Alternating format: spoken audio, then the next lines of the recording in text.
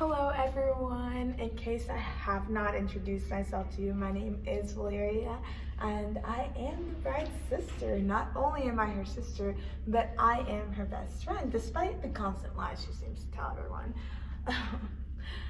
All jokes aside, I've known Sophia her entire life, and knowing her and growing up with her, I have learned so much about her, so much about what a woman of God looks like, and she has been such an inspiration. I think everybody here can agree that if you know Sophia, you know the joy of the Lord. Growing up with Sophia, we moved a lot, like houses and stuff, and so with that came a lot of sharing rooms, sharing clothes, sharing emotions. Sometimes we shared a lot, and sometimes it was good, sometimes it was not good. I remember we would play house, and so Sophia's a naturally born leader, and so am I, or at least I thought I was.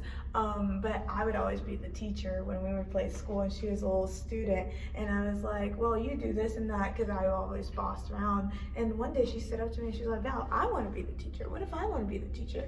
And I remember telling her, you're 4 years younger?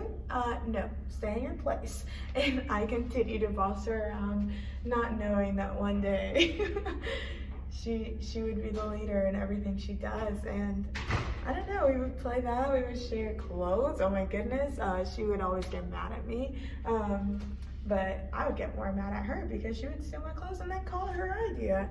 I don't believe that's how it worked, but we ended up having tons of sleepovers, deep talks. It was just, to know Sophia in that way, it was a joy every time, no matter how many times we fought.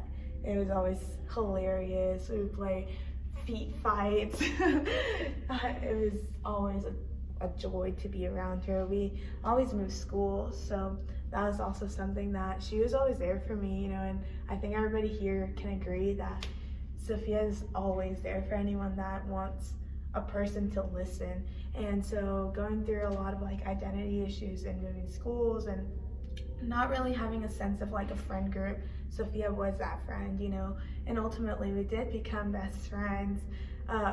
We started playing volleyball together, and I don't know, I guess sports really do bond you together, because once we started playing volleyball, it was kind of like this deeper connection that we built, and we could share something in common even though we were so far apart in age.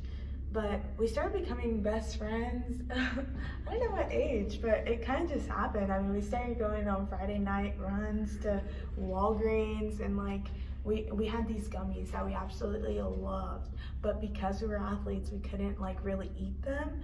So we always called them drugs because they were kind of like illegal in our house. And so we called them drugs. She saw me learn how to drive. It was just a bunch of things. The inevitable happened, boy problems, right? And she helped me through one of the hardest heartbreaks that I had, and she was there for me through it all. She always knew what to say.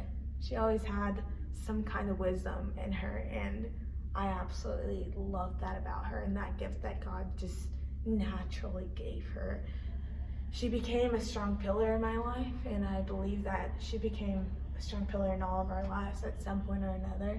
And I believe she'll be a strong pillar for you too, Zach, because that's just her nature. That's who she is. And through tough times, she's a tougher one.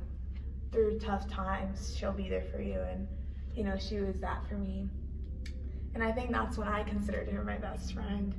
I saw her as a woman of God. I saw her as a leader, as an inspiration, as someone that just knew the Word of God and knew when to say it, where to say it, who to say it to.